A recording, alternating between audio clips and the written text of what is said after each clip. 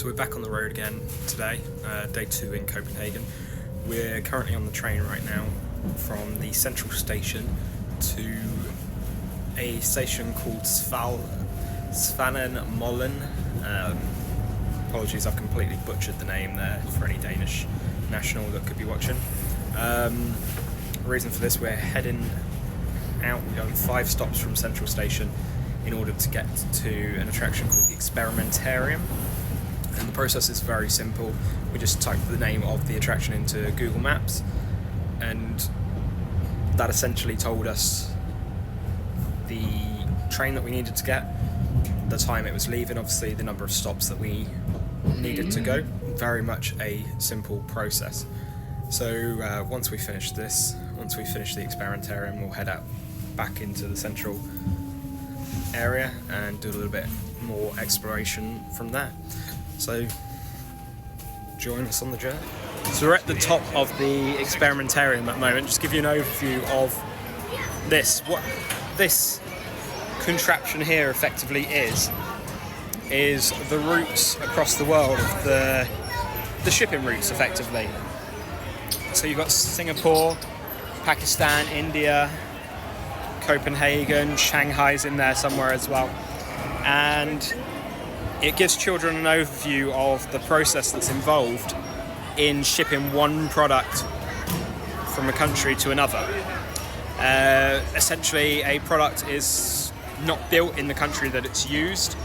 A product may be built in Singapore or Shanghai and then shipped out to Copenhagen or England or the US, so on and so forth. So this here gives you an idea of the shipping routes around the world. We're saying that Shanghai is the largest port, along with China's other ports, and then the various ports that are throughout the world. It gives you a good overview of the process that's involved in manufacturing and distribution of goods worldwide. So just give you a quick overview of the second floor of the Experimentarium. This is the main staircase which we came up, a little spiral staircase. I haven't just done the first floor. The first floor is much more about energy use, sustainable energy, and the way in which it's produced. So you'd have the likes of wind turbines, it goes through the oil production, things like that. So down there, right in central pane, is the experimental kitchen.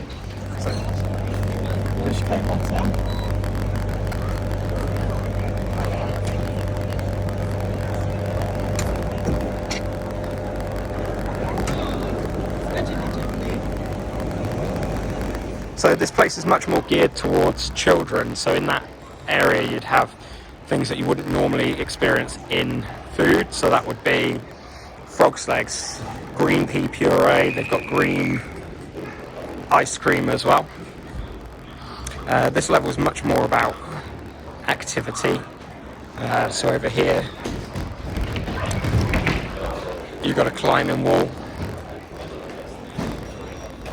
which doesn't really work for me anymore. Probably wouldn't even get past the blue section here. Over here at the back you've got a skateboard arena with all the ramps and half pipes and such. So going around,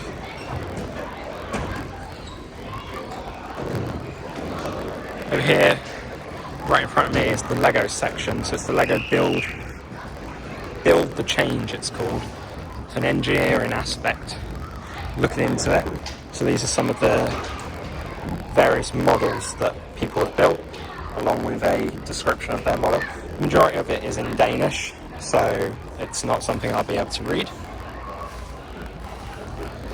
But it's pretty cool, and that over there is where models are built. So tracking back on ourselves here slightly, we've got a labyrinth over here, and then around here we've got a car that has seemingly crashed.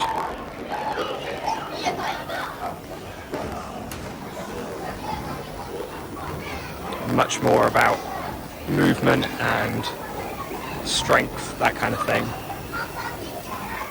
So pretty cool experience overall. Like I said, it's much more geared towards children, but that's not to say you can't enjoy your day out here. So we've finished in the Experimentarium now. It's fantastic. We're in there over an hour longer than we anticipated. We've got to get the bus now, the 1A bus, from probably a 2-minute walk from the Experimentarium to go to the Mystic exhibition, probably about 4 or 5 miles away. Again, all transport is included on the Copenhagen Card, so you just jump on the bus and go. 7 stops from here, and then we get on the metro line, and then we'll be at the Mystic exhibition. So we're coming into the Mystic experience. We came from the metro station down there, following the steps on Google Maps, 7 stops. The Mystic experience is actually inside a courtyard next to the Guinness World of Records building. So you just follow through here, through this courtyard, and it's actually located right at the back of the courtyard. I believe there's going to be, again, we're using this on the Copenhagen Card, but I believe there'll be a combined ticket for the 2 should you want to do both of them. I'm going to head inside now into the Mystic Exploratorium and see how it goes. So as it turns out, the Guinness World of Records storefront is actually connected to the Mystic Exploratorium. So we've come inside the Guinness World of Records section first. Just giving you an overview of some of the things. Essentially, smallest waist of a living person, 38 centimetres. Longest fingernails. Like I said before, it's a very similar experience to the Ripley's situation yesterday, as they're actually both owned by the same company. So yeah, it's pretty much what it is. It's just a bunch of plaques, some pictures explaining each of the records, etc. I'll let you know whether it's worth the money once we've come to a conclusion at the end. Yeah, this is the general overview. There is a second floor around there. There's a set of stairs that goes up to the second floor. So we've just finished in the Guinness World of Records and the Mystic Exploratorium. Definitely not worth the cost at all. If we hadn't got that as part of the Copenhagen Card, we'd be thoroughly disappointed. The Guinness World Records, we were in there for maybe 30 minutes maximum, and some of the stuff that we saw in there was already in the Ripley's Believe It or Not section. It's very outdated as well, things from 2007, 2008, and it's 2020 now, so these things need updating. The Mystic Exploratory, it's 5 minute situation. We literally walked around, looked at a couple of the things in there, and came back out. You can buy a joint ticket for each one, which ultimately is about £20 for both of them. The Mystic exhibition is not suitable for children in any way, shape or form. It's not something that I'd recommend for children, or even if you're slightly squeamish or scared in any way. Overall, pretty poor experience, definitely not worth the money, and if it wasn't included in our Copenhagen Card, we wouldn't have paid for that, or had we paid for it, would have been very disappointed. Don't waste your money on it. Don't waste your money. We're going to just explore the shops around here, see what's around here, and then we're going to make our way up to Tivoli Gardens, which is a little theme park in central Copenhagen. See what that's like. It's quite a nice day out today, much better than it was yesterday, so it's a good day to be outside. And we've made our way to Tivoli, as you can see behind me. We got here on the Lime scooters, which is pretty fun, very expensive, but great quick way of getting around, especially over here. And I'll put that footage in now.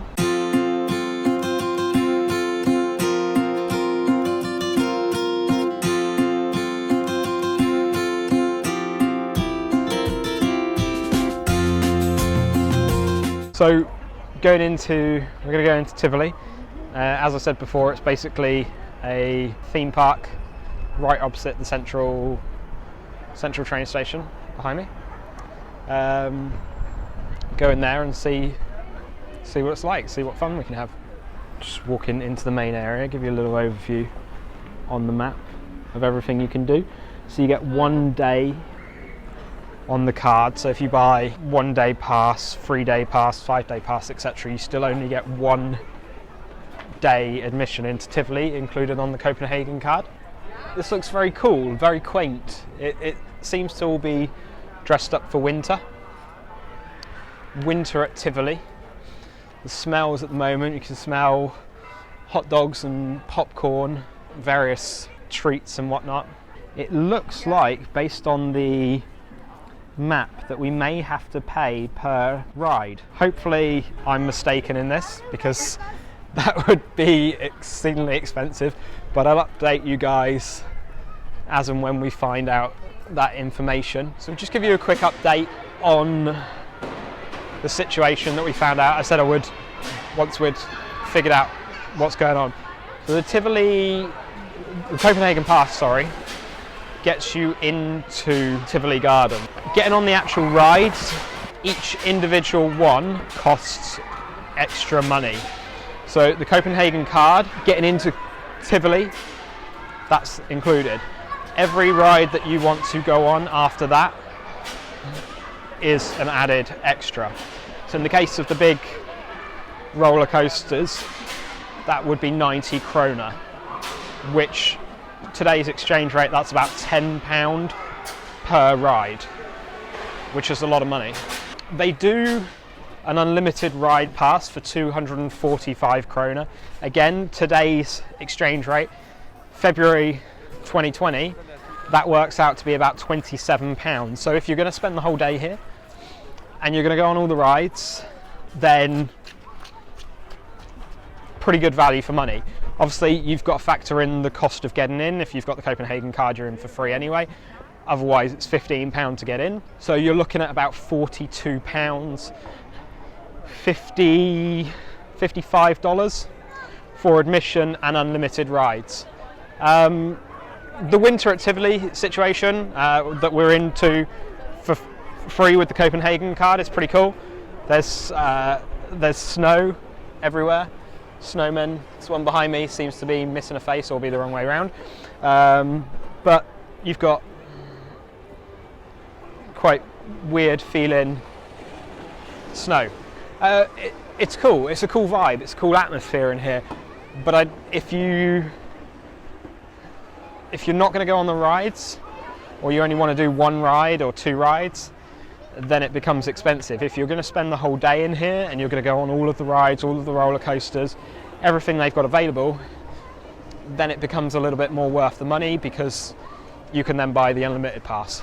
So you've really got to figure out what you want to do before you come in.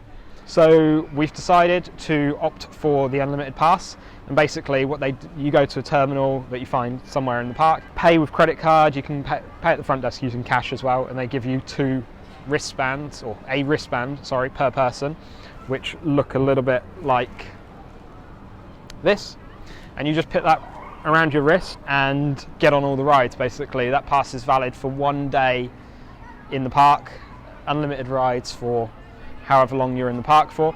The big roller coaster in the park is called the Demon. That's probably what we're going to go on.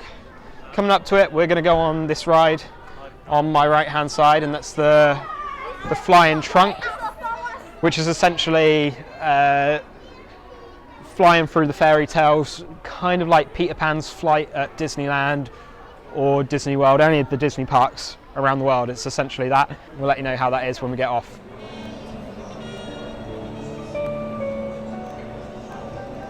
Gossip, gossip.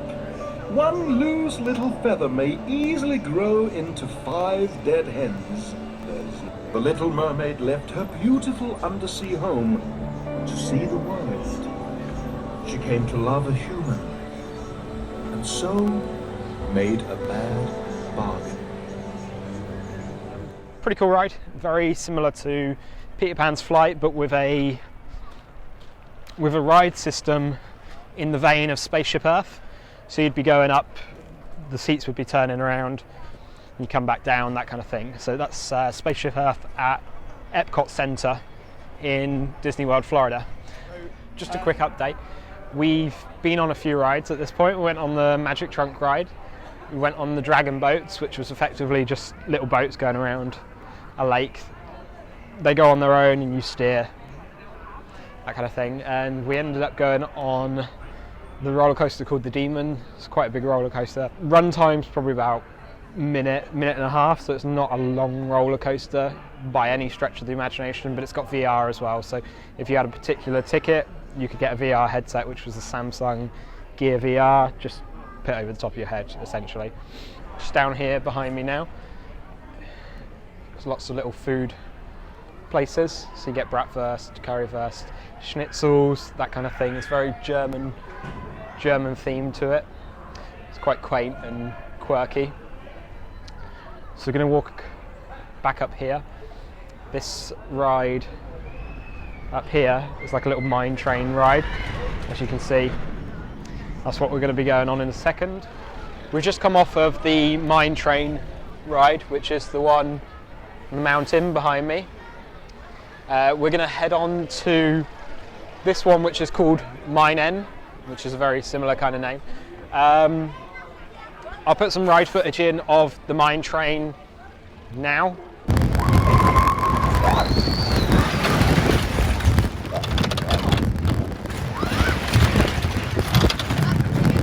It's quite wild, and this guy's just kind of standing up.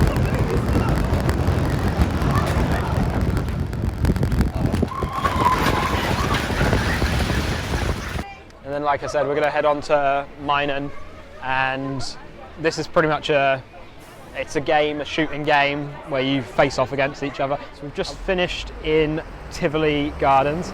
That's the main entrance behind us, as you can see, the two snowmen on the top. That's signifying winter at Tivoli. This is the mine train mountain that we went on. Underneath there is actually a shooting ride, which is it's like a boat ride where you've got little guns going through a mine, shooting things. Overall, pretty cool. It's a very fun experience. Like I said earlier, I think it's one of the oldest theme parks designated theme park in Europe. Pretty cool overall. I don't know if it's necessarily worth the total value of it, which was £42. If you're going to go on all the rides, if you're going to spend the entire day there, potentially it's worth it. But there's a lot of rides that are more extreme, so maybe not suitable for younger children. At that point, it's not necessarily as worth it as if you're a teenager or an adult looking to spend more time. Pretty cool overall. We're going to head out for dinner now, and we're going to go to a restaurant called PUK. One thing to note, we did see some illuminations which were included in the admission. I'll put those in now.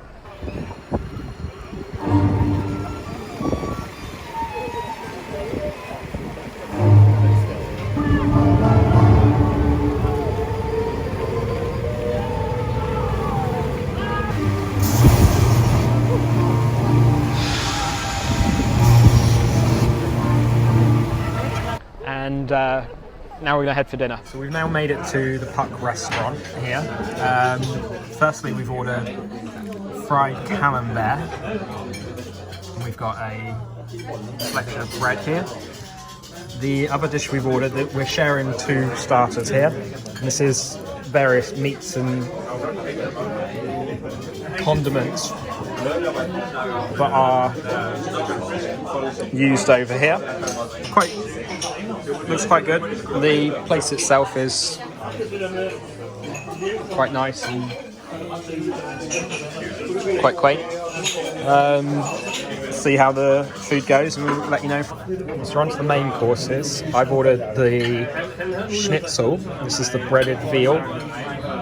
So you can see that. Potatoes, it comes with gravy as well. Fried potatoes here. Becky's ordered meatballs, pickles, gravy, red cabbage, and then potatoes on the side. So the starters themselves were very nice, so looking forward to this. We've got an apple pie, traditional Danish apple pie with cream and mint leaf at the top here. And Becky's got ice cream with whipped cream and chocolate sauce. Denmark. Coop Denmark, this is called. And I wouldn't be able to pronounce mine at all.